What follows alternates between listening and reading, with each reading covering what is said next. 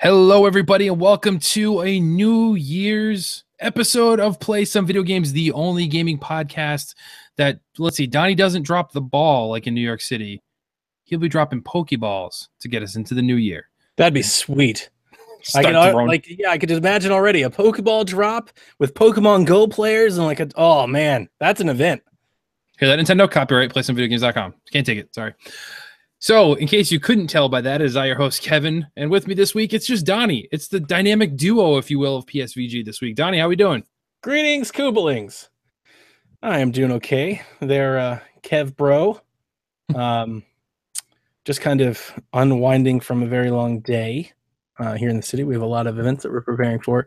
It's cold, and I know it's like cold up by you. Like, how cold is it up there by you? Let's see. Temperature right now. We're at 29. Yeah, we're lower than that. We've been lower than that. We are at 12. Nice. So I just put my heater that I bought during my little snowpocalypse in the basement, which is a nice 900 square foot room. It's running for like 5 minutes. I'm like burning up. Like I'm gonna take my shirt off by the end of this thing. It's so hot. You hear that, everyone? If you're listening to the podcast, then jump over to YouTube and watch the video because you never know what's gonna happen next. You never know. I just a funny weather remark. When we had our little snowpocalypse, my boss was like, it's really cold outside, and he kept complaining about how cold it was because he has to walk from like building to building. And I looked it up, and I was like, man, it's 28 degrees outside. He's like, yeah. I was like, you realize in 4 weeks we have to go to Minneapolis. It's currently like 3 degrees. That's like the high for the day. It's like 3. Yep, it's terrible. So. Yeah. I've been in Minneapolis twice, I think, in the months of like between December and March, and it is god awful. Like I didn't leave. Like I went from the hotel to the hotel I was in was actually attached to the Mall of America, so I didn't really have to leave. And the only time I had to leave was to go from the front door of the hotel onto the shuttle to head to Best Buy corporate office, and then I was back inside again. Like nice. I did not venture outside at all because forget that noise. No way. I'm excited to go, but that's not really for the podcast. But I've never been up there. I'm hoping to see Kyle, and I'm hoping to see the mall. I don't know how busy my itinerary will be, but I'm excited to go. The mall's fun, and then you realize it's just the mall. Gotcha. That's the thing. Like, it's cool as a theme park in the middle and stuff like that. But then you start walking the different floors, and you look and you see like, hey, they have 5 gaps. Well, that's why it's the largest mall. Although it's not the largest mall anymore, the second largest mall in America, because they have multiples of stores. Like Best Buy is like 3 floors. Like, well, okay, that's taking up a large chunk of the real estate there. So it's a little Kevin misleading. Reviews the Mall of America. It's repetitive. Yes. Repetitive for gamers that play longer than. Yes, the replay value is terrible. You never want to go back and replay it again. It's the same game every time. All right, so let's dive into it. It's cold. Donnie's going to the mall, and it's New Year's. So let's wrap things up here. It's the final PSVG of the year, I guess. Well, depending on when you're listening to it, this actually technically comes out on New Year's Day, right? Yeah, Monday. So yeah, this will be out on New Year's Day when you're listening to it. But yeah, what have you been playing? So I know you've had a little bit of time to get some video game work done there, Donnie. What have you been playing, man? Yeah. All right. So in like the next 14 days, my life just blows. We've got all kinds of events. We got bowl games, Falcons games, New Year's Eve events, the college football national championship game. So I'm going to work a ton. In preparation of this, I took off some time around the holidays, kind of like a week before, to kind of unwind.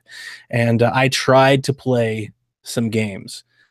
So I tried to play some video games during the holidays. I wanted to play more. Specifically, I went to my in-laws' cabin where the rest of the family had gathered, and I wanted to play more while I was there. That didn't work out so well. Like we were constantly busy on the run. I got like caught holding the baby a bunch because like apparently the baby last year, my little niece Nancy was like a terror, but she would only sleep with me. And then this year, Joey was doing the same thing as the new one. My sister-in-law have kids like every year, and they've got 4, and they're all right behind each other. So, and Joey would Duggars? Joey would only sleep on me again. So a lot of time I got stuck holding the baby. So I didn't get as much as I got done. That said, I do think I did quite a bit. Over on the Switch front, specifically because I can't do Shaq this week or next, they were running a sale. I'm not sure if they're still running a sale. I think they are because I thought I saw some sales numbers come out today on Twitter. They have a ton of indies that have been on sale since Christmas. I specifically jumped into all kinds of them because I was doing I did some trading and some moving around of some equipment, some controllers and things like that. So I ended up getting Tiny Troopers, Super Beat Sports, Blossom Tales, Oceanhorn, Riptide Renegade, Flip Wars, and the Coma Recut, all on Switch. And I kind of played around with most of them. Tiny Troopers is awful. It's just like a mobile game. It looks terrible. It's got all kinds of like little menu transaction things it's not good. I don't like it. I'm really upset I even bought it, and I only bought it for like $6. Super Beat Sports is great harmonics rhythm game that's like sports, like Wii Sports set to music. Blossom Tales is amazing. Yeah. Which I'll let you talk about more because I've only played the first dungeon, but it's really, really good. Because FDG Entertainment put out Blossom Tales and everybody's getting to it, I finally jumped on Oceanhorn on Switch. I have Oceanhorn on PlayStation 4. I never beat it. I also have it on Apple TV. I got rid of the Apple TV before I ever beat it over there either. So I've never actually beat the game, and I've always kind of wanted to because it's got that Wind Waker thing. But it was on sale for $9, $8.99. So I was like, I'll go ahead and get that one for them as well. And then that Riptide Renegade, which is like this wave race turbo thing that Josh has been doing. I have it too. I played it for 5 minutes, but I only played it in portable mode, and it did not look good. Like, good as other games look in portable mode. And I was wondering if I put it on the dock, if it got a significant boost, because it is not like, when I say not look good, I'm holding it to the standard of like fast RMX racing. It does not look that good. See, I didn't play Fast RMX. I did play Riptide. I've only played it in handheld as well, though. I never played it docked. So I don't know. It just didn't bother me as much because I do know I believe it's a mobile game. It was then ported to Xbox and stuff. Yeah, it does. It does. So, I mean, I've factored that out and just like messed around with it more as in the fun factor of it. And I've had fun with it. Okay. But yeah, visually, it's not the best thing, but it's a good F-Zero substitute, I guess. For the I only played that like opening cinematic, and it's very like Fast and the Furious with like skis. Yeah, it's just like, what is this? Like, oh no, the cops are coming! Get your jet ski and get out of here! Yeah, no, you got to play more. Then you got to play more. It gets better. It's a weird setup. Where's Dom? Like, where's this going on? Flip Wars is fun. I do enjoy it. You do these butt stomp ground pounds onto the board, and the board flips colors. There are like Mario levels that do like very similar things, especially in 3D World. The ones where you jump and like the levers, red and blue. Oh yeah. So it's kind of like that, except it's multiplayer. It gets really chaotic. That was fun at Christmas. Like we did that with a bunch of people, and we kept blowing people away. It's kind of like a Bomberman kind of thing. But instead of blowing up like rows, you're jumping and flipping and changing the colors, trying to predict where other people go. It's kind of neat. I enjoyed it. All right. So those are like the things I didn't really play. Now let's talk about the things that I actually did play. And let's start with the ones that I beat. I did the campaign for Call of Duty World War II. It's a really good campaign. I specifically like the area where you go to the Rhine, and then when you go to the labor camp. Historically accurate and like very, very, very pretty on the Xbox One X, which I did enjoy.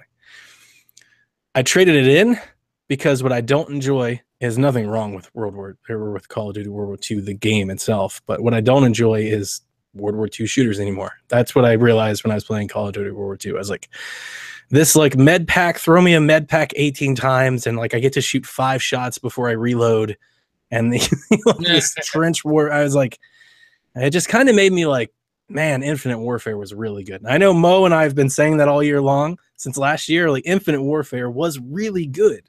I kind of feel like it didn't get, I don't know. I kind of feel like it was underrated. So I realized that after playing the campaign. So I didn't even play it multiplayer. I was like, you know what? I got it on sale. I'm going to go trade it in. I got what I put in it out of it. So I was good. Nothing wrong with that. I just kind of moved on. I still have Infinite Warfare. I still love that zombie. So I'll just play that. I beat Life is Strange Before the Storm. Life is Strange Before the Storm is fantastic. It's really, really good.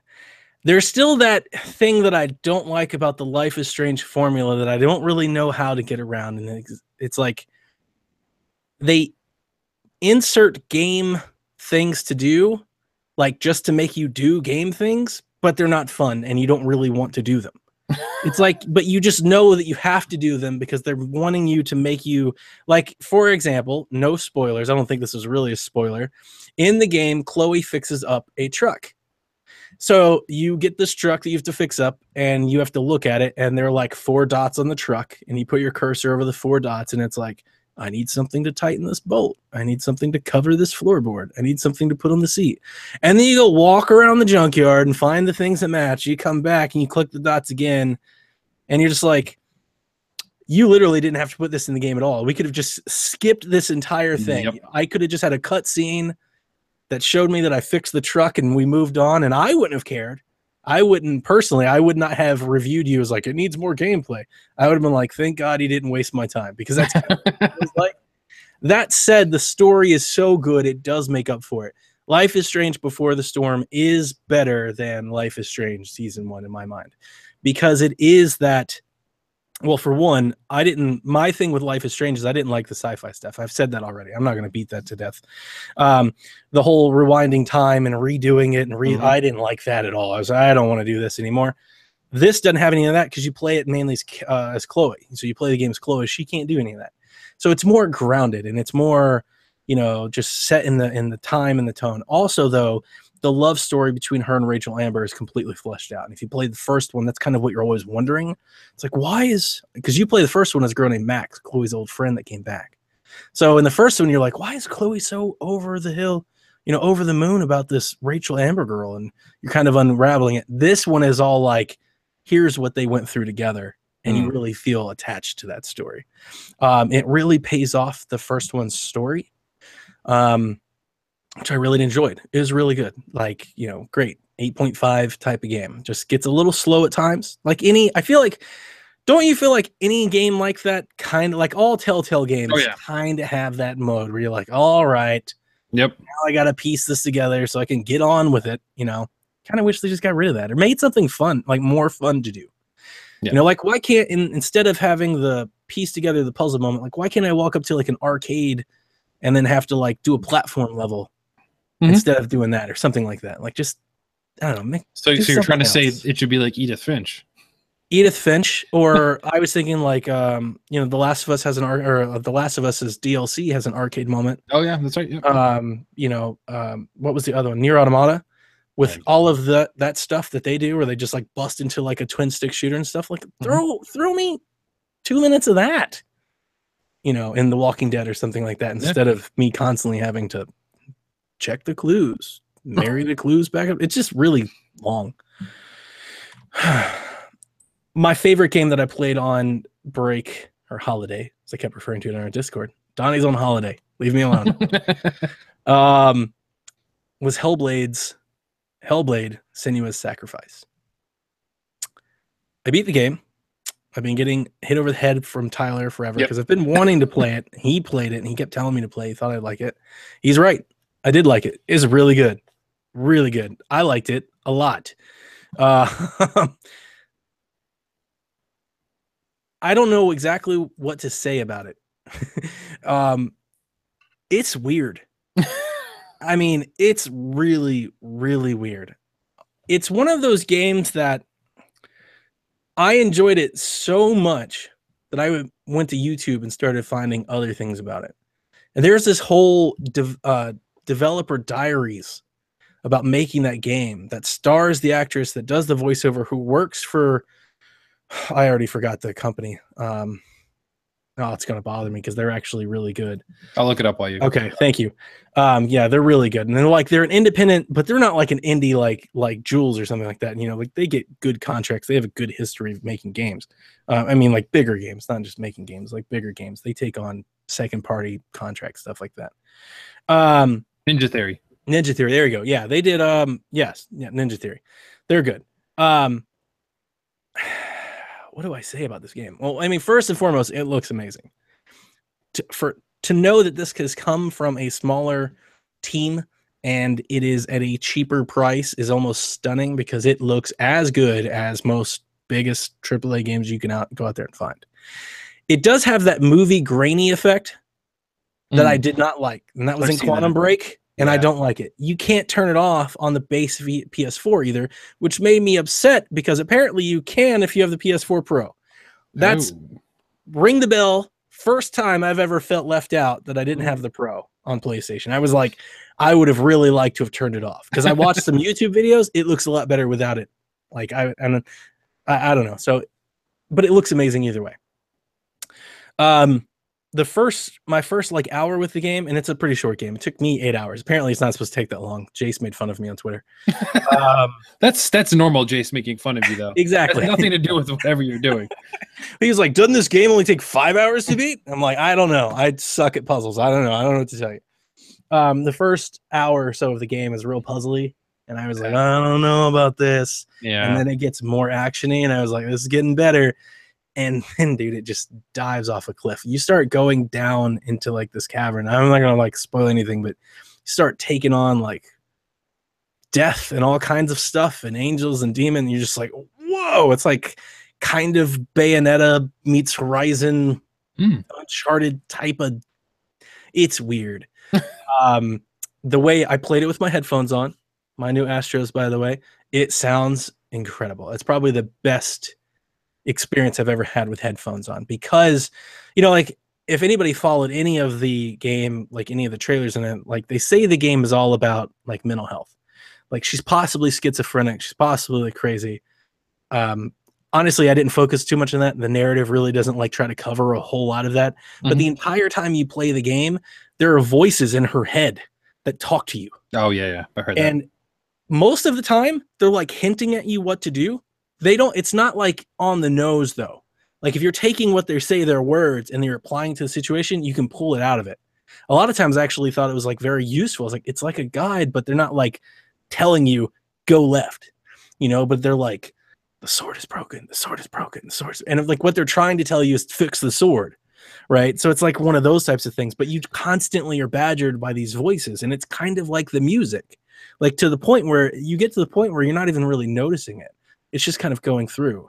And the visual style has got like this grungy, gritty, like, I don't know, like Bloodborne, like everything is like dark and purple and blue.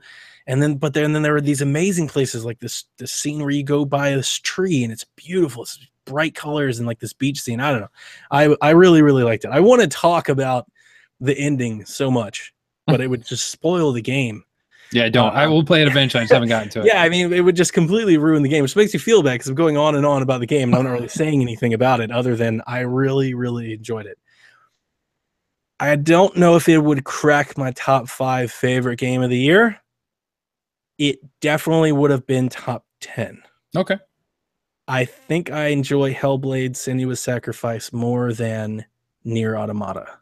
Oh, okay. So if anybody's following at home, you're trying to peg along the line, I think my PlayStation game of the year probably goes Edith Finch.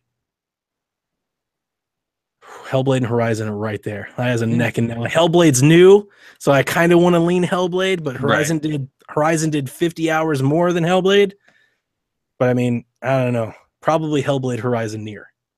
That's probably where I go. Hellblade's really good. You should play it. It's only $30. And I waited for the sale. Like that was Tyler's like, Donnie, it's on sale. Yeah, I saw he was like tagging you all over the place. Go buy it now. Do it now. Okay. On the Xbox front, I didn't get to play Assassin's Creed at all. I've been waiting. What I wanted to do with Assassin's Creed is I wanted to like schedule like 7 hours to sit down and play like an all day Assassin's Creed. I just haven't found the time. So I've been putting it off for smaller things, like Okami HD, which I did get. It's $20. You get it on Prime. It's like $15 if you got a Prime coupon or rack points, even cheaper. I only got it for like $8. That's a really pretty game. The visual upgrade that they did is really good. Cool. Like I finally feel really good about the game. That was a great game. I never beat it. Did you ever beat it? Yep. It's like 40 hours. Yep. Dude, you guys in this 50-hour games, you guys all beat all the time. I just don't, I don't know if I'll have it this time, but I definitely enjoyed it. I booted it up for about an hour and a half after I played PUBG for the first time. So everybody kept yelling at me to play PUBG. I played PUBG. I didn't like PUBG. I knew you would. Told everybody I didn't like PUBG, and then I stopped playing PUBG and started playing Okami HD. I was like, well, I don't really like this game. I knew the second they all started pressuring you to play it, I'm like, that's not a Donnie game. He's not going to enjoy it. But I just wanted to watch it. Tyler was like, he's not going to play this game. No. Devin says it's because I'm terrible at shooting. I never really felt like I was bad at shooting in PUBG. No, That wasn't my concern. Like I No. killed people. Like I Yeah. shot other people. The issue with PUBG is it's not if you're a bad shooter. So the appeal of PUBG is not the shooting mechanics. I'm sorry, it's not. Yeah, it's not even a it's not shooter. even a good shooter, Yeah, period. no, Like it's it's not. not. It's bad. But everybody just likes the appeal of like it's a 100-man free for all. Just go and the squad base. So I get the It's fun the factor. mode.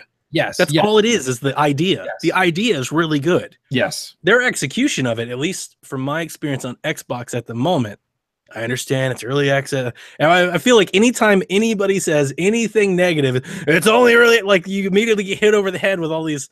I get it. But the dumb thing is, so it's out of early access on PC. I know. The thing's out. And here's the thing: it's not any different, folks. They added additional modes. So It's Mo the says it's same more game. prettier. No, it's not. It's the same thing. If you watch it before and after, it's the same thing. So I've never watched it. I know you have. You've watched it Yeah. on Twitch and stuff. Oh yeah, I've seen it on Twitch. They would have to revamp the engine, which nobody does that going from early access to final. They don't redo the engine. Like If I streamed my first 5 minutes of the game, I think a lot of people would have gotten enjoyment. So I jumped, I turned it on. It was like 1 a.m. I mean, it was late. And I was going to play with Nathan, but his party was full. Like his squad was up. So I found my GameStop manager. He's since quit GameStop, but I found him. He's online. I was like, hey, man, it's been a minute. We haven't talked. Like, you're playing PUBG. Can I play these? Show me what I'm doing. He's like, yeah. So we got it together and we were kind of doing like I guess a duo thing. Like we were in a duo thing, but he was playing, I was playing. We weren't playing like together. We weren't trying to like take over by ourselves. But he was telling me like how it works. He's like, get to the buildings, find your equipment, get better. Like, but you have to stay within the shrinking zone. You know, he's just giving me my tips.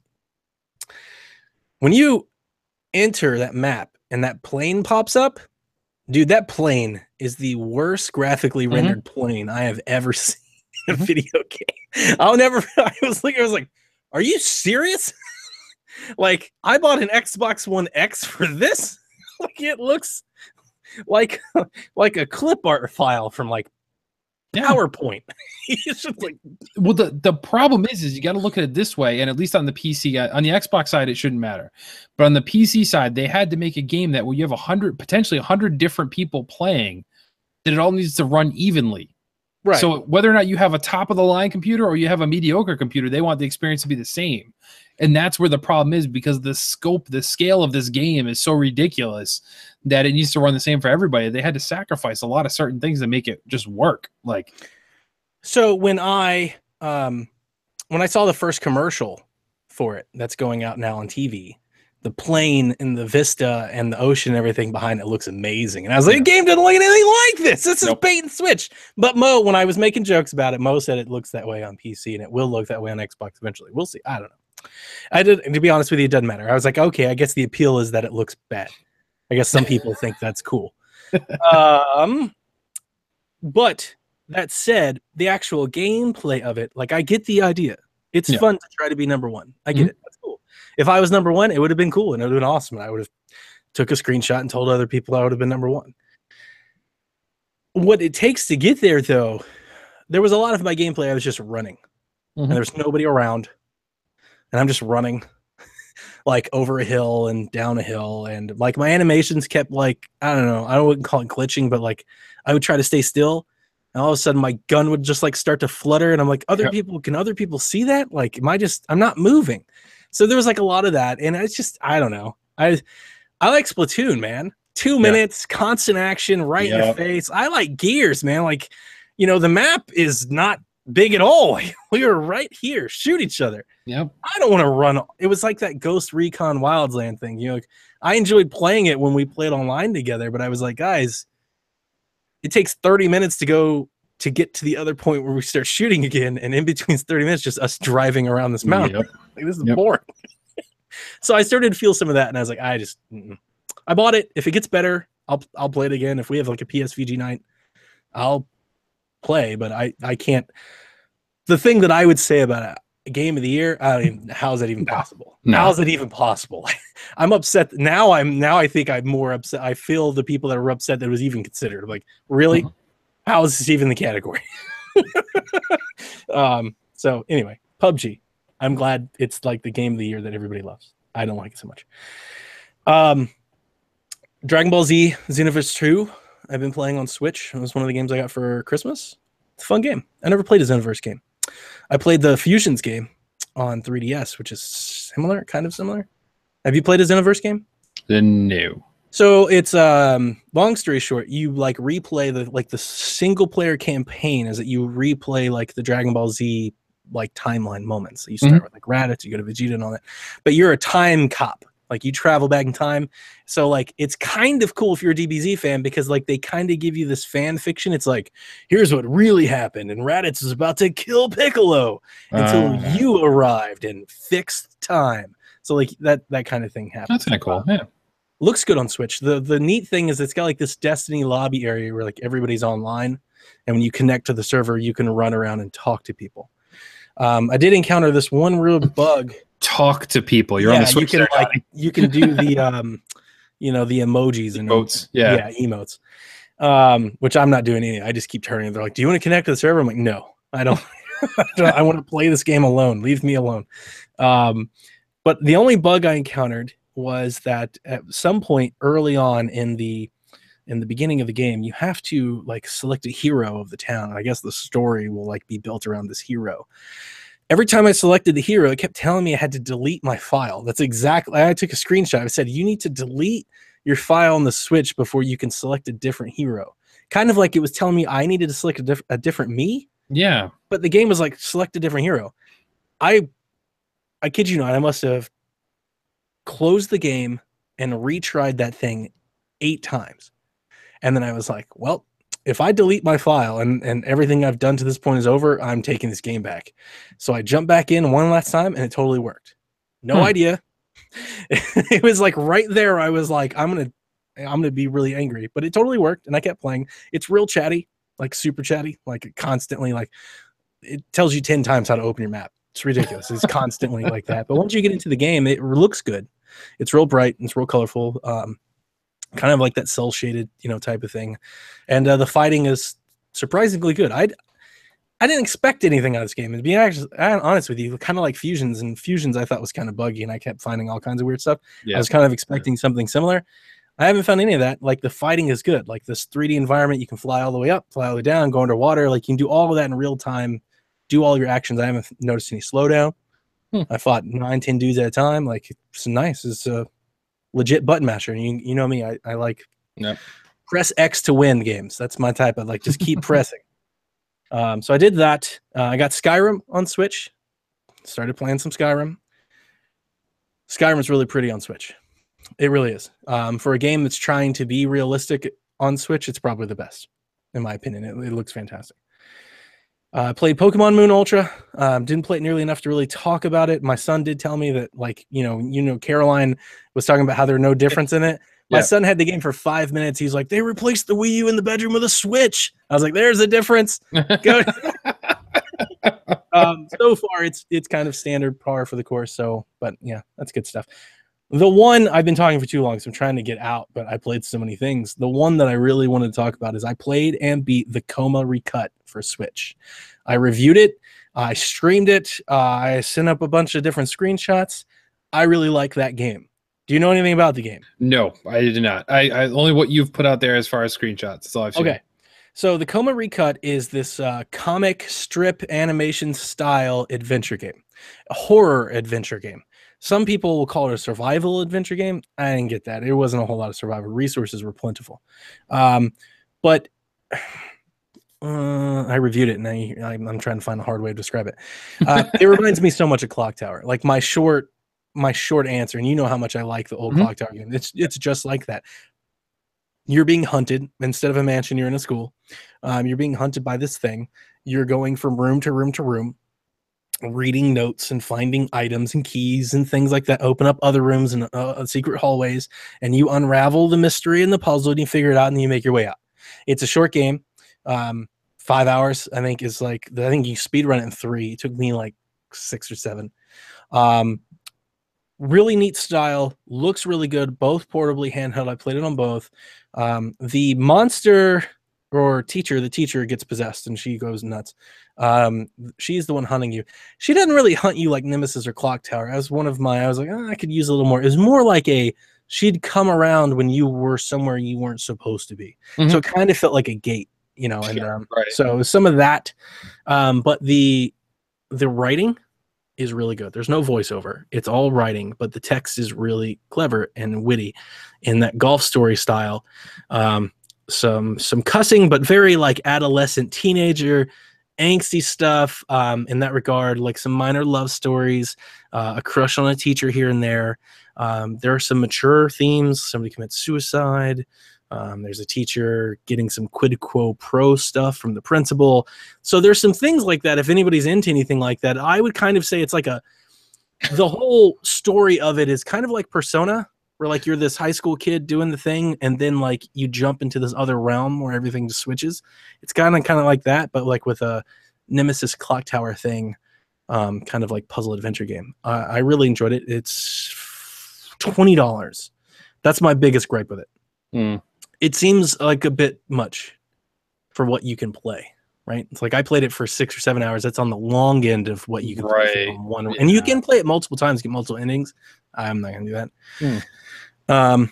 But yeah, so you know, $20 might be high, but if anybody sees it for sale for $14.99, $9.99, $7.99, it might be a really good get, especially if you're looking for a horror game. I can imagine a lot of Switch owners next Halloween might pick this one up and be surprised. So I do find it funny that you made a point to comment about the dirty stuff in it and then say if you're into that kind of stuff, you should go ahead and play. Inadvertently, I think you really don't realize what you said. Oh, yeah, I'm sorry.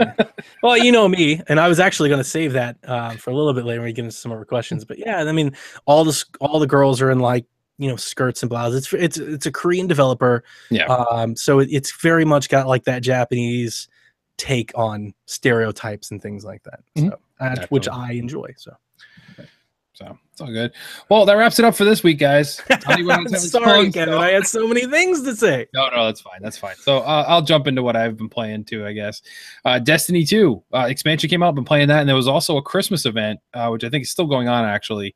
The special challenges and gear you can get for the holidays type thing there. Nice. So having fun jumping back into Destiny. Haven't played with any of the guys. I don't think any of them are even playing because they're all tied up in other stuff. But I spent some time there. Mutant Mudds came out. I know you bought the collection. I bought the collection. Let's see.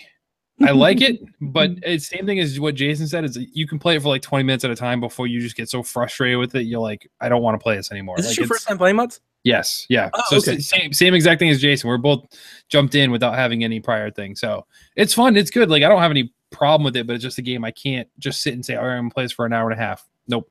Not gonna get there. I just can't do it. Brawl Out, I'm on that with everybody else on staff pretty much. I bought the game.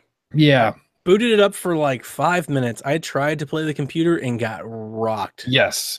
It's hard. Yes. The learning curve is totally insane. So it took me a while to find a couple characters I can use. It's not like Smash Me where I could pick up Smash and I could compete, have fun with any character. Like I could play any character and be okay enough to get by. Not in this game at all. It is fun. I don't have any problem with it, but it's just it's not as fun as Smash, which we knew it wasn't going to be. And I don't know. We all kind of got it saying, well, we'll hold this over until Smash. I know Jason's been playing it a lot online. I've played online a few times. It's okay. But with everything else I have to play, it's not one that I'm like, oh, I want to jump in and play Brawl Out. I think that's the problem. I was kind of hoping to be something I'd want to play, where it's not so much. It's kind of like, oh, I guess I'll play this right now and spend some time in it. So that learning curve is probably going to keep me out for the longest time. I can totally understand it. And even Jason said it too, is like, if you play the single player stuff, it's no fun. It's just jump online. But then it's like, I don't really have that much fun playing online against people because they rage quit or they're jerks or, you know, whatever the case is. I did beat the single player campaign with one of the characters and it was insane. So you go through the whole ladder of opponents, just like in Mortal Kombat did back in the day. And you get to the last guy, and the last guy I fought was the guy from Guacamelee. He was the final boss. Yes. But the problem was there were 3 of him against just me. That made me rage quit. I'm one of those jerks. I'd be like, I'm not playing this. Well, and this game. Screw you, game. Yes. And you can't block in this game. So when you're fighting 3-on-1 and you have no way to block, it's really hard to get through. And I did it eventually, but I was like, are you kidding me? And I think Jason said in the harder levels, that's what every stage is. You fight 3 of whatever character you're on. I'm like, no way, forget that. So in all transparency, I bought this game as like a guy's Christmas present for my kids. It's like, check the Switch. There might be games there for you. And they got that one. It's really for my son who loves Smash. I was like, try it out. I tried it. It was like, it's so hard. I suck at this game so much. Yeah. I mean, if you play with somebody else, maybe it's more fun. I don't. Maybe couch co-op is fun. I don't know. Like, I didn't do any of that stuff, and my kids aren't going to like this one at all. Like, they like Smash. They're not going to like this, but it is what it is. It's fine. It's okay for now. It's the best fighter we got so far. Sure, I'll put it out there that way. So Blossom Tale, we talked a little bit about that too. Tyler obviously reviewed it. Great game. I'm not going to get too much into it. Yes, it's heavily inspired by Legend of Zelda: Link to the Past. I don't want to say it's a clone as much as I know a lot of other people have said it. It's not. It follows the same formula. Yes, you go to a dungeon, you earn different gear in that dungeon that you used to beat that dungeon. That's done in a lot of games. That's not just a Link to the Past thing. Yes, I was the first one to do it. But it's a lot of fun. But I'll tell you though, the bosses and mid bosses in this are way harder than anything I've ever faced in Zelda. So I'll tell you that much right there. The boss battles are grueling. It's the save structure, if you do die, is a little wonky, which I know Tyler commented on that too. But overall, it's definitely worth playing with $14.99, and it's a big game. I'm through the second dungeon. Pretty. Oh, it is. I'm through the second dungeon at this point. The writing is smart. It's humorous. It's funny. As it's told from a grandfather telling his grandchildren a story.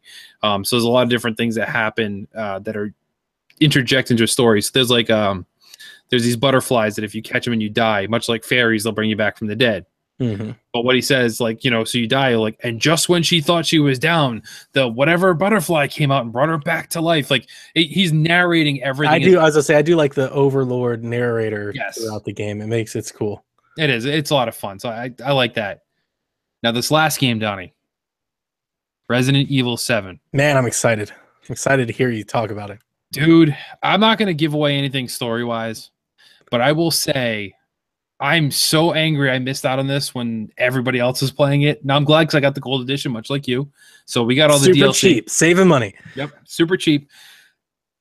This is exactly what Resident Evil needed to do to be relevant again. This was perfect. Yes, I loved Resident Evil 4, Resident Evil 3 back then. Like, those were great games. Resident Evil 2 even.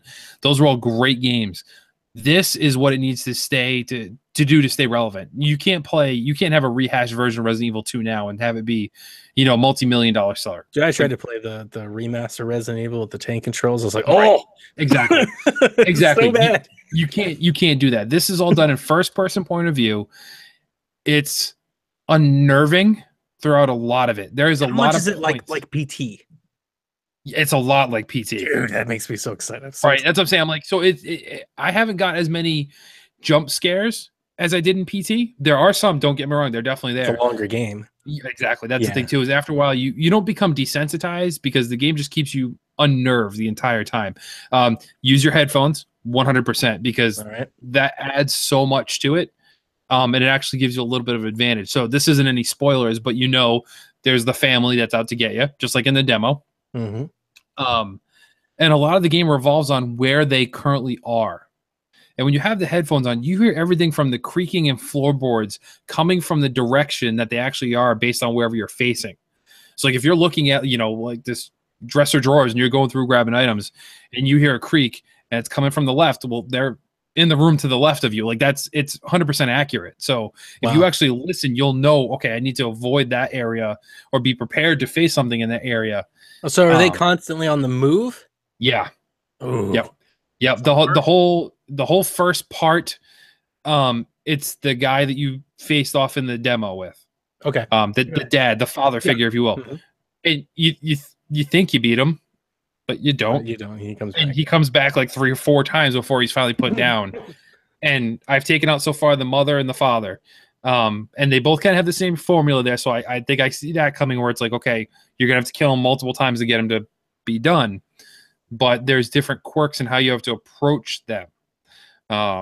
So you got to have to learn kind of what they do that's different, and figure out how to take them down. But story so far is really, really good. It's like horror movie writing. Like, you as a horror fan are going to absolutely love this, because it's like playing an interactive movie with those same elements. They definitely don't give you tons of ammo. It's not that actiony Resident Evil like 6 was. It's not like that at all. You're not going in guns blazing. It's not Gears of Resident Evil at all. Like, you need to be frugal with your stuff. There's been numerous times I've run out of ammo and I'm fighting guys with my butterfly knife. Like, that's all I got left. Like, it's nice to me. You know, Devin, on my first few streams with Destiny, he kept making fun of me because I'm so used to the games that I play, like tapping the trigger. He's like, Donnie, shoot. I'm like, what if I run out of ammo? He's like, you're not gonna run out of ammo. Shoot. No. In this game, you will run out of ammo, and they also still have that frustrating inventory management. They did keep that the same from the Resident Evil. So it's like, okay, if you got the shotgun, that's taking up 2 spots in your inventory, and you need these certain items. So a lot of times you'll have to go and drop stuff off in your trunk to grab it and swap things out, like keys to get into different parts of the houses and stuff like that. And they give you stuff, and stuff doesn't go away when you're done with it.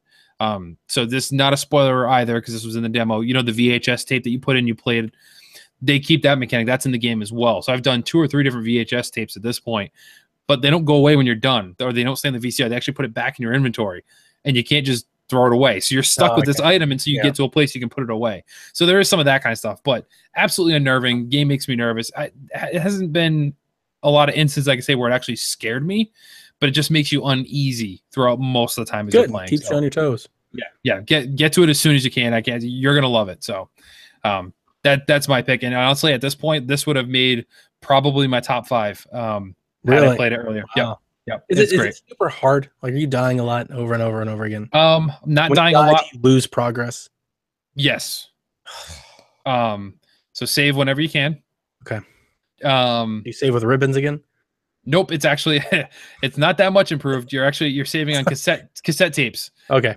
It's like a little recorder. You press record on the cassette tape, and it records where you were. I guess same thing. Same thing, yeah. But you don't need ink ribbon. You don't need ribbons for it. You're all good. Okay. Unlimited saves. You don't have to worry there. And I would say, yeah, if you're worried about playing, you want to just enjoy it, just play it on easy, because easy's hard anyway. So it's not like you're gonna breeze through the game, because I've died a couple times. I'm playing on an easy. Just to be honest, I want to be able to get through it because I have so many other things to play. Sure. But I am taking my time with this now because I'm absolutely loving it. But playing on easy is not like, oh, this game's so boring. Like, no, I'm still dying and stuff is still going horribly wrong at certain points. So there's plenty of room to screw things up there. Yeah. So, but it's awesome. So play it. Everybody play it.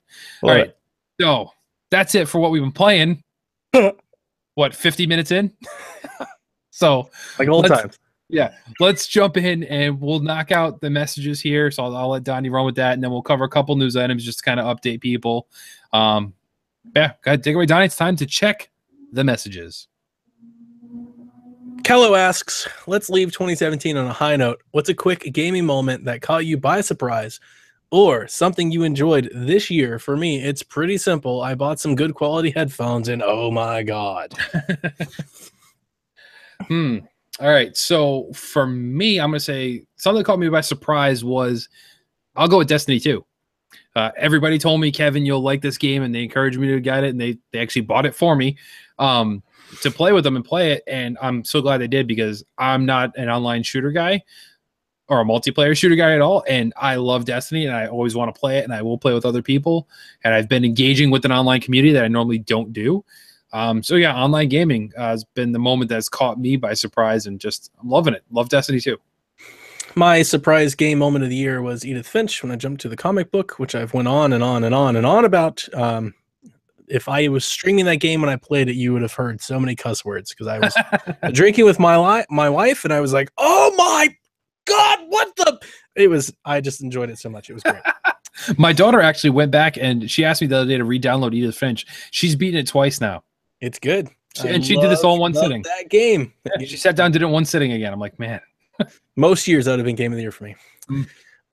Grouchy Surge asks, looking back over 2017, are there games that you missed that you really wanted to play, but you just did not have time? And will you get around to it in 2018? All right. So let's see. Games that I missed. All right. So grab a stack. Yeah, I know, right? All right, so ones that I missed that I have, and I will get to 2018, Prey, Dishonored 2, and Dishonored Death of the Outsider. Those are the 3 I will get to. Those are the ones I'm moving on to after I beat Resident Evil, unless something comes along that surprises me. But other titles that I did miss in 2017 that I do want to get around to 2018, South Park, Fractured But Whole, and Assassin's Creed Origins for me. Nice. The games that I currently have on my shelf that I have not played are South Park, Fractured But Whole, Dishonored 2. I had another one I completely. Oh, I bought The Division and never played it. Like I bought it because I wanted to see the 4K and all that, and never got to it. I know there's 1, 2, 4 more. I can't remember them all now all of a sudden. But yes, all those. Oh, Resident Evil 7 is over there, unwrapped. Still haven't got to that one. So I need to get through all of those games. I got to finish Assassin's Creed Origins. There are a couple. There's one in particular. I really wanted to play more NBA 2K18 this year. I got it on Switch. I really liked it on Switch. It was one of those things where I was having a hard time running plays. And I was like, I should probably really go through the tutorial and like really like learn how to play the game.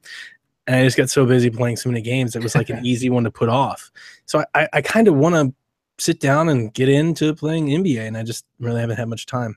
I think I've played less than 5 hours, and then, like I see that on my Switch profile, and it bothers me because I love the NBA. I've watched more NBA than I've played the game this year. Like it's bothering me. There's just so many games. So Jace Plays Games asks, will there be a Donnie Literature Club in 2018? I don't know what to say to that, because if I recall, he's referencing the Doki Doki Literature Club, right? Literature Club is the hipster game of the year. But isn't that the one that Seth told Tyler to play, where it's about people committing suicide and stuff? I don't know. I don't know. I don't remember that story or that. It sounds right. I know that it's like Doki Doki Literature Club is a free game on Steam, and here's what I know about it. I know that it plays. It's like a weird thing that it does where you have to like delete files and stuff like inside the game. So like there's some weird, there's some weird stuff. Like it's a weird game. But it's free? I think it's free. And what I wanted to tell Jace is I do plan on playing it. I have so many podcasts I have heard just keep referencing. I can't get away from it. It keeps coming up and up and up. Like it's like this subcult pop culture type thing. Like, you know, it's what all the podcasters are playing. So at some point in time, I'll try it. It is free. You can pay $10 to get more DLC pack or something. Mm-hmm. Yeah, it's free. So maybe I'll play too. So what I hear, it's like a dating sim, and then it's like a dating sim for like 2 hours, and then it's like dating sim gone horribly wrong, and all kinds of things happen. And yeah, it's like there's a girl that's like tormenting you, and to get rid of her, you have to delete her file, and it's weird stuff like that. So see, I'm concerned though, because yeah, this is definitely the game that Seth was talking about. That Tyler was like, yeah, one of the girls killed himself and stuff like that. So is Jace asking, are you going to kill yourself in 2018, Donnie? I'm a little confused. I hope not. He probably would like that. We don't see eye on basically anything. I don't know if Jason and I love Jason. I've wanted him on our team. I know, right? And on our show. Like he has an open invite. Anytime you want to be a podcast, we'll let you do it. And he just, yeah. Skinny Matt K. Do you have an unpopular opinion about a game or console this year? Here's mine. Mario Kart 8 Deluxe is not worth $60 purchase if you already own Mario Kart 8 on the Wii U. I'd like to go first. Go right ahead. So I'm going to respond to Skinny Matt K directly. Mario Kart 8 is always worth $60 when you can play it on anything. If it came on Steam, I buy it again. I buy it on PlayStation 4. It's a fantastic racing game.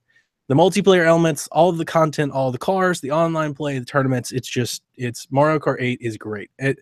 I think of it a lot like I think about Smash Wii U. It's like it is the best iteration that series to me. Like it's never been better. I can't imagine in my mind, I really can't imagine what they can do to make it better besides give me just more of it. You know, more people, more tracks, more stuff. I don't know what you can do to Mario Kart to make it better than Mario Kart 8. Like, I kind of just wanted you to call it Mario Kart and just keep releasing it over and over again. Mm-hmm. Just keep calling it Mario Kart. Quit giving it numbers and stuff. It's so good. My unpopular opinion about a game this year is that Super Mario Odyssey is not a 10. I don't even think it's a 9. I'm not even all that certain it's a great game. I was actually talking to Tyler about it after one of our shows. I think it was our last Shack.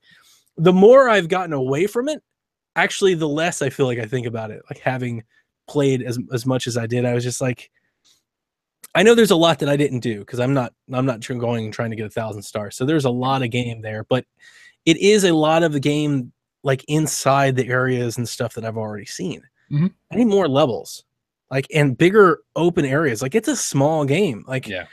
compared to other Mario games at different times and what you would expect from an open world Mario game today, it's not, just didn't really do it for me. Like, it doesn't look super amazing. Like, and I'm not talking like graphics, like just resolution. I'm just talking about like the style. Like, the style is good. I'm not saying it looks bad. I'm just saying it's not like impressive.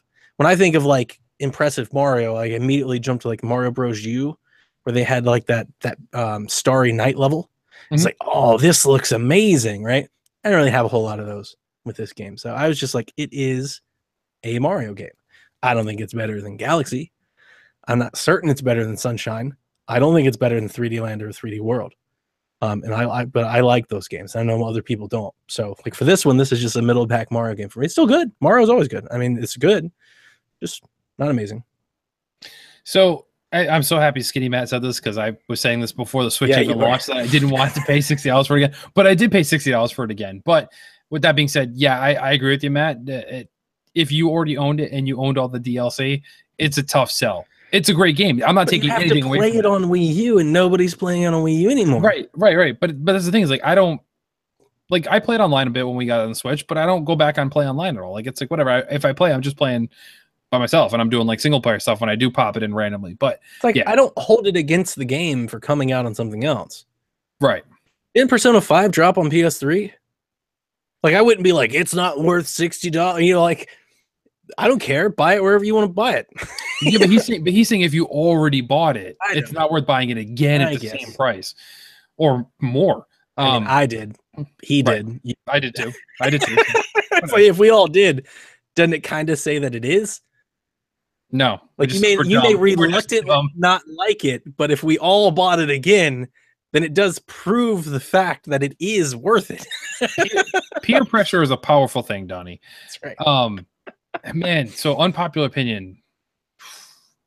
Join me in my Mario hate. I actually am going to join you on, but not as vicious as you are. The game is not a 9. The game is not a 9 or 10. Great. No. Well, no. Here's my thing. It's not a 9 or a 10, but for me, it's better than Galaxy by far. I hated Galaxy. Really? The Galaxy is it just the waggle? No, it's the running around on a circle planet. That was the stupidest game mechanic I've ever experienced. I liked it. I'd rather have the flat things. But yeah, so I don't think it's a 9 or a 10, but I did have a ton of fun playing it. Sure. My problem was the same thing. It was relatively short. I beat it on a cruise playing a couple hours a day. Well, and then like we beat it. We didn't beat it. Like we didn't do all of it. Well, so here's the thing. I unlocked. So I beat the game. I got the after thing. I even went and got enough moons to get to the next unlock thing. Okay. Find out it's a boss rush mode. I don't want that. What good is that to me? Like, I don't want to do that. Like, I thought I was going to get another world where I can collect 20 moons and stuff. Like, no, you can't. No, you just fight all the bosses and you can't die. Okay, so then I looked up to see what the next thing was you can unlock, and it's another boss rush mode. It's just like cool. More content. I don't need to. Well, it is, but it isn't, because you're collecting all these moons to get one fight.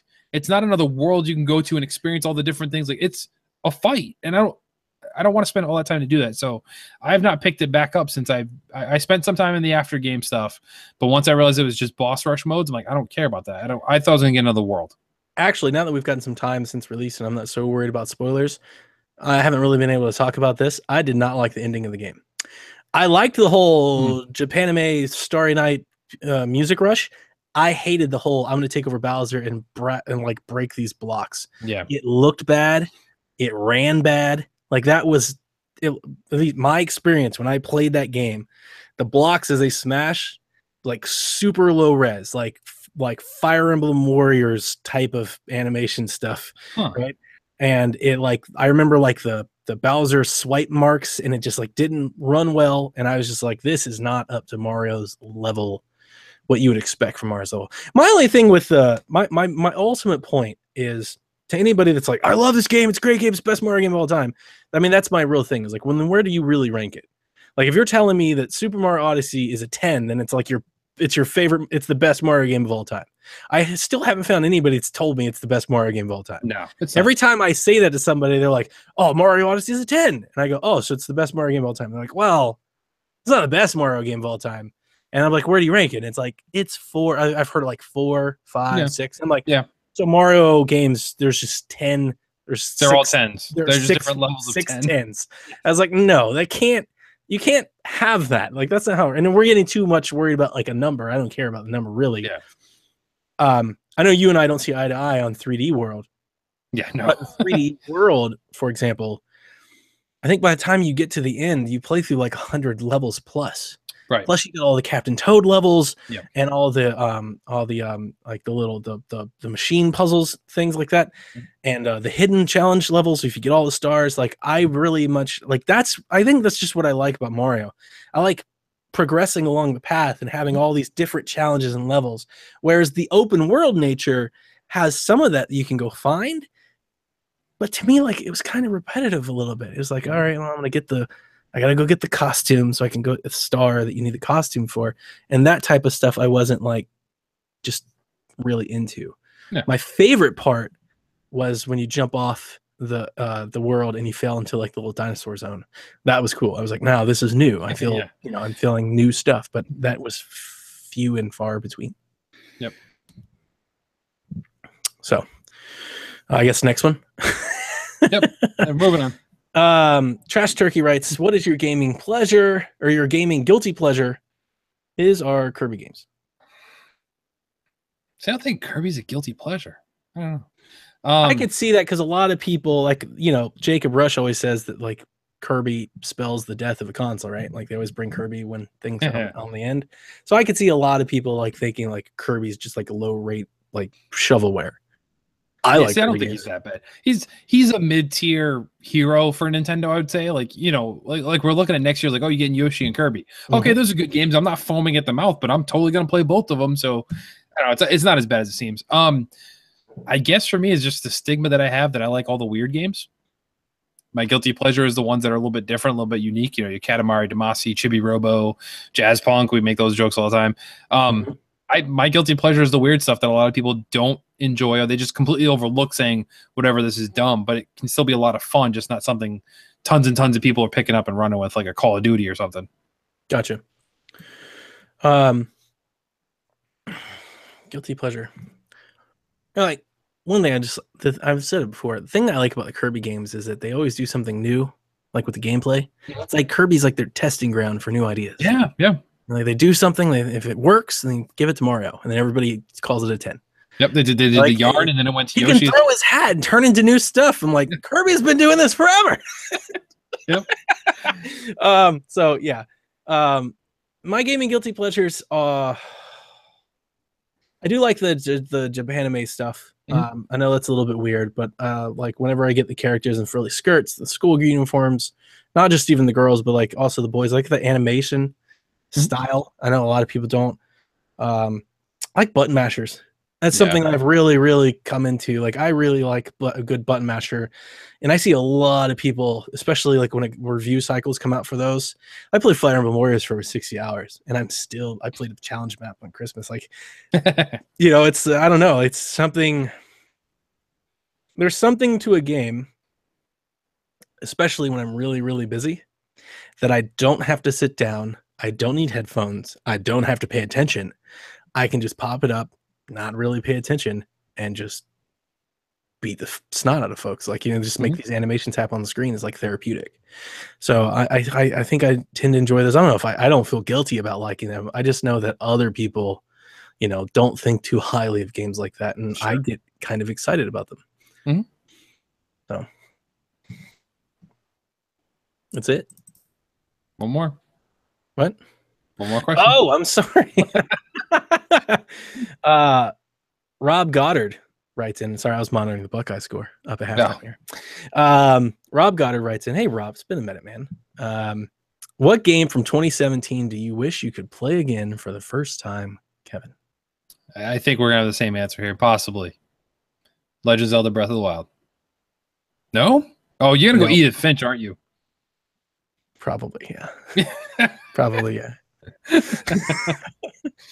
Breath of the Wild's great, and I do think I'll play it again. The DLC that I did complete, that we talked about in last week's Shack, it did kind of remind me because a lot of that DLC was very like, go to the shrine, go to the next shrine, go to the next shrine, go to the next shrine. And I was like, I'm really glad I did this, but having done it for 12 hours, like I was tired of it. Yeah. And it made me wonder, I was like, oh, if I play it again and it's not all new, right? If I'm doing it again for the second time, like, will I enjoy it as much as I did the first time? So I think I got my feel for it. I can kind of put it off a little bit more. I kind of need some separation to forget some stuff. Right. And when I come back to be new again. But you're playing it for the first time again, so you're never experiencing a game like this Zelda before. You're true. I mean, yeah, you're right. You're right. And it was an amazing game, and I absolutely adore every single hour that I put into it this year. I mean, I love it. That's why it's my game of the year. But never when I played that game did I scream at the top of my lungs out loud in front of my family. And I did. Yeah, that's true. That's true. I was Edith Finch. Edith Finch hit me with a haymaker. That was a Mike Tyson knockout special, man. I walked in the ring. I was like, all right, and just saw the mat. I was like, what just happened? That was cool. It was interesting. I've never had that happen to me kind of in any game, actually. Fair enough. So that wraps up then the messages for this week. So we'll quickly dive into an abbreviated version of this week's news. So I scrapped a couple stories there. So if you read the description on YouTube, we're gonna have to change that because we're not going to talk about a few of these things. But the ones I do want to touch on are the games with gold that are going to be available in January for Xbox owners. Not a strong month. They've had some good months recently, but this month is not one of them. Let's see. The first of the games will be available on January 1st, and that is going to be The Incredible Adventures of Van Helsing. Will be available from January 1st to the 31st. For Xbox One. Xbox 360, January 1st to the 15th, we'll have Tomb Raider Underworld, which, as always, they are compatible on Xbox One, backwards compatibility for the win there, which is always fun. Then on January 16th to February 15th, Zombie with an I. We remember that Zombie U back on the Wii U. Oh, so they're getting that finally, which PlayStation had it last year, too. So that's true. They're a little bit behind, but if you haven't played it, it's worth checking out, I think. It's not great, but it's fun. And then the other one on Xbox 360 is Army of Two, which is out from January 16th to the 31st. I did play Army of Two. It's fun. Once again, not a great game, but it's pretty fun to play. And the backwards compatibility will net you all 4 of those games available on Xbox One. Now, the one that got a little more attention is what PlayStation has up on deck. And so for PS4, all month long, you can get Deus Ex Mankind Divided, which I'm excited for. I actually almost bought that a couple weeks ago, and I'm glad I held off then. And Batman, the Telltale series, season 1, I want to specify. They haven't really put that out there. Obviously, it's not season 2 because they're not even done with season 2 yet. So great game for people who haven't played the Batman one, if you don't run into the issues Donnie had. On PS3, if you're still kicking around with those, you get Sacred 3 and the Book of Unwritten Tales. And then the cross-buy stuff on Vita that you can also pick up on PS4 is Psycho Pass, Mandatory Happiness, and Uncanny Valley. So pretty good month there for PS4 owners. So that's a lot of fun there. The only other thing I want to talk about, Donnie, which actually isn't on our notes here, so I'm going to surprise you a little bit. Entertainment Weekly came out with their issue of the best of 2017, and they actually gave a spread to video games. Okay. So I want to cover these and kind of get your thoughts as to maybe if you feel they should be on this list and why or why not. We can keep it short, but let's start with number 10, Wolfenstein 2, The New Colossus. Yep, I agree with you there too. It's one of my favorite games of the year. Mm-hmm. Number 9, Sonic Mania. Yes. Oh, okay. Yep. I mean, it's not it's like their best of the year, right? Not their best game of the year, like ranked 1, 2, 3. No, this is that's number 9. That's ranked as the 9th best game of the year in 2017. All right, I can see it. Retro fans really like it. So I'm good. Fair enough. Yeah, I didn't play it. I wasn't drawn to it, but it is what it is. So number 8, Middle Earth: Shadow of War. I didn't play it, but the people that did play it seemed to like it. So sure. Now number 7, you're gonna have a gripe with PUBG. No.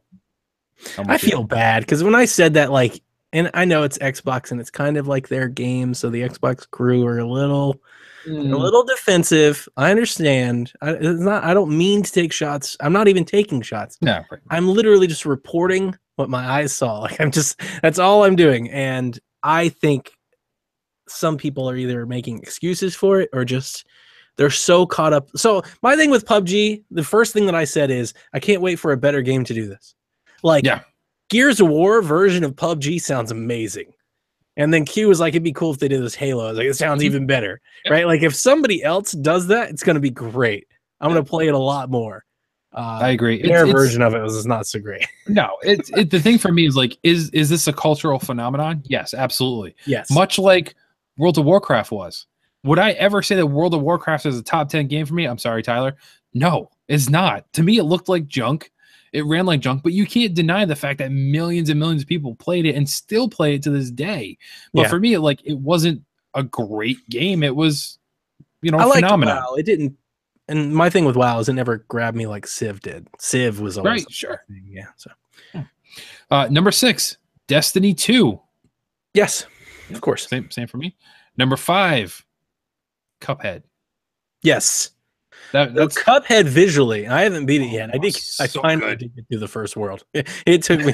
It's so hard. Like so, you with Muds. That's me with Cuphead. Sure. Every week or so, I'll boot it up, play it until I die 4 times. I'm like, I'm done. Turn it off. I'm never gonna play it again. And I'll come back eventually. But that game looks so amazing. It does. It's so good. I can't wait. I'm gonna play it on PC probably because I don't have an Xbox. Number 4, Horizon Zero Dawn. Yep. I agree with that too.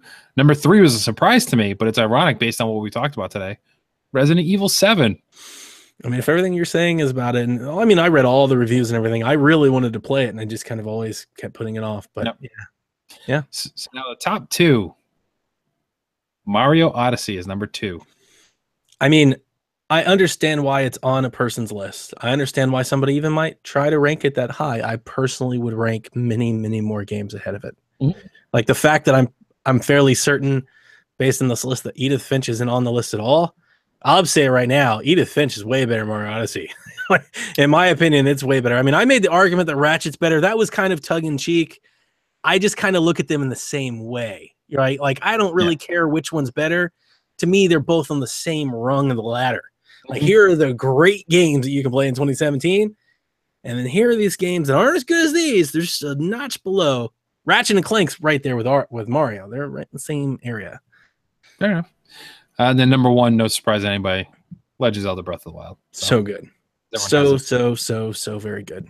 I thought overall, I think this is a pretty strong list. Yeah, there was a couple things that kind of like, but I think it was a pretty good list for a non-gaming magazine to cover. I think they were pretty on point there. It's cool that they gave a little spread. And it's always neat when you can go outside, outside the little echo chamber, especially when you can get people's eyes on it that don't just sit there and do it all day and watch clicks and see like their Twitter. That's a neat perspective. That's why Sonic Mania is on the list. That's true. They also gave an award for, there ought to be an award for, and this award winning was How to Ruin a Good Game. And that goes to EA for loot boxes and microtransactions force pushed to Star Wars Battlefront 2 to the dark side. Star Wars Battlefront 2 could have been so good. I know. And it might still be. I don't know. I didn't. Yeah, maybe it was. We'll see. Can you imagine? So I was on the Sonic thing. Can you imagine how many 30 and 40-year-old people that probably moved on from video games? Probably haven't touched them since they were in college, right? Like they work, they have real jobs, and they're not adult kids like we are. They probably saw Sonic Mania on the TV somewhere, and were instantly brought back, and we're like, "Oh my god, it looks so good!" It's the same people that got sucked in by the NES Classic and the Super Nintendo Entertainment System Mini Classic Edition. Mini Edition console. It's so good. Yeah. So yeah, I get the Sonic vibe. I understand the reasoning behind it. I wouldn't agree, but I get it. Yeah, fair enough. All right, so that's all we're going to cover for today, everyone. Remember, you can always send us your questions or suggestions for topics to podcast@placeandvideogames.com or send us a tweet at PSVG. Donnie, where can people find you or anything else you'd like to plug before we say good evening? You can find me on Twitter at @PlayNintendo. I'd like to thank Lucas Lord for hanging out with us in the chat, man. I enjoyed chatting with you all night long, so I'll just leave that there. And I'll say thank you to Donnie for keeping an eye on the chat because I don't want more broadcasting and running the show. So I'm glad somebody was paying attention. Thanks for tuning in, everybody. Remember, hit up the website, placeandvideogames.com. You can find links to everything else we do right from there. We hope you're all enjoying our network of shows. We're pretty much delivering content to you almost every single day of the week. We had some gaps over the holidays, which is expected. We do need some family time too, people. And Donnie needed time to play that 40 Play all minutes these worth games, of yeah. Donnie plays no games. I played all these games. Donnie played all the games. So what it really was is Donnie and I were arguing over who played more games this year. Donnie just did that to beat me at the end of the year, so I couldn't do anything about it. Yes. So, by the way, Mo's achievement race. Yes. Yep. Exactly what it is. But everyone, so thank you everybody for listening. Thank you for all the great feedback. But more importantly, remember everyone to, in this new year, to never stop gaming.